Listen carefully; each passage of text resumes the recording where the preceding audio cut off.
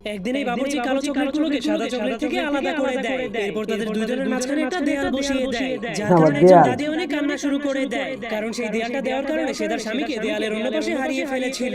এজন্য তার নাতি তাকে ওয়াদা করে, আমি এই দেয়ালটাকে আজকেই ভেঙে ফেলবো। এরপর সে ওই দেয়ালটাকে ভাঙার জন্য একটা কুড়াল দিয়ে দেয়ালটাকে কোপাতে শুরু করে দেয়, যা দেখার পর তার বন্ধুরাও তাকে সাহায্য করার জন্য চলে আসে। কিন্তু সেই দেয়ালটা ভাঙতে গিয়ে তাদের কুড়ালগুলো ভেঙে যাওয়ার পরেও তারা দেয়ালটাকে ভাঙতে পারে না। কিন্তু তখন সে একটা বোর্ডের মধ্যে একটা রুটি বাবার ছবি দেখতে পায়, আর সেখানে লেখা ছিল এই রুটি বাবা দুনিয়ার সব সমস্যাকেই সমাধান করতে পারে। এজন্য তারা তাকে ডেকে আনার জন্য একটা চিঠি পাঠিয়ে দেয়, যার কারণে পরের দিন সেই রুটি বাবা তাদের সমস্যাকে সমাধান করার জন্য প্যারাশুট দিয়ে সেখানে চলে আসে।